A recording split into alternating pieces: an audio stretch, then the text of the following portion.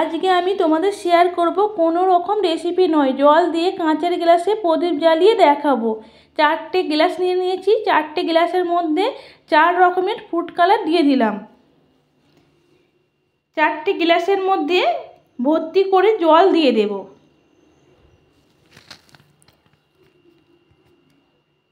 বিশ্বাস না হলে নিজে বানিয়ে দেখো।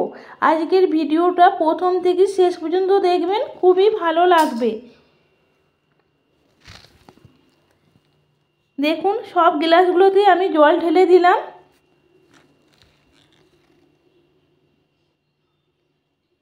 সাইডে সরিয়ে দিলাম। একটা পেপার নিয়ে নিলাম, প্রথমে 2 ভাঁজ করে নেব, আবার 2 ভাঁজ করে নেব। দেখুন একটা পেন্সিলের সাহায্যে গোল রাউন্ড করে নেব। গ্লাসের গোলের অংশ থেকে একটু ছোট সাইজের গোলটা করে নেবেন।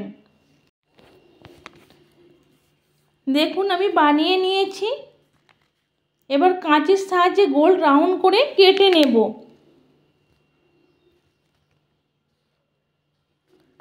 দীপাবলি মানে আলো, আর আজকের আলোটা একটু অন্য রকম।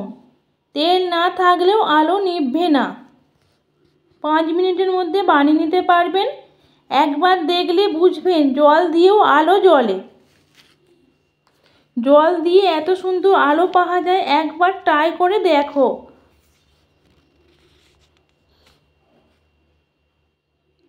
ঘরে থাকা 3টি উপকরণ দিয়ে এই প্রদীপটা বানিয়ে নিতে পারবেন।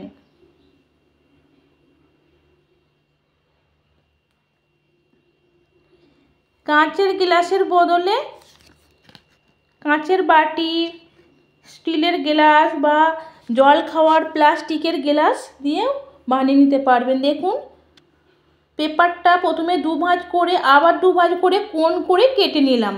দেখুন আরও একটা কেটে তোমাদের দিকে দেখাচ্ছি। একই রকমভাবে সবগুলো কেটে নেব। বেশি কাটা যাবে না, একদম অল্প। দেখুন ছোট্ট করে রাউন্ড করে কেটে নিলাম। এবার তুলো নিয়ে নেব 4টে গ্লাসের জন্যে 4টে। যখন তুলোর লম্বা লম্বা করে বানাবেন, খুব বেশি মোটাও হবে না, খুব বেশি লম্বাও হবে না, একদম অল্প তুলো দিয়ে বানিয়ে নেবেন।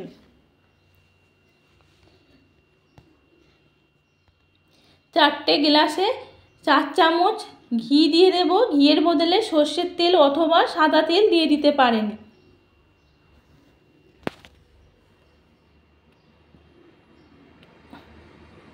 দেখুন দিয়ে দিলাম।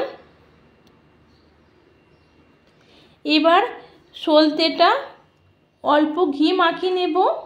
পেপারের হোলের মধ্যে আস্তে আস্তে করে ঢুকিয়ে দেব। এবার আস্তে আস্তে করে পেপারটা বসিয়ে দেব গ্লাসের মধ্যে। বেশি নাড়াচাড়া করা যাবে না, হালকা হাতে নাড়াচাড়া করে বসিয়ে দেবেন। দেখুন কি সুন্দরভাবে বসে গেছে। আরও একটা তোমাদের দিকে দেখাচ্ছি কেমনভাবে বসাবেন। পেপারের মধ্যে যে আমি ফুটোটা করেছি, খুব বেশি বড় করা যাবে না। দেখুন আরও একটা বসিয়ে দিলাম। একই রকমভাবে সবগুলো আমি বসিয়ে নিয়েছি। দেখুন আর দেশলাই কাঠির সাহায্যে গ্লাসের প্রদীপগুলো আমি জ্বালিয়ে তোমাদের দিকে দেখাচ্ছি একটা একটা করে। একই রকমভাবে সব প্রদীপগুলো আমি জ্বালিয়ে নেব।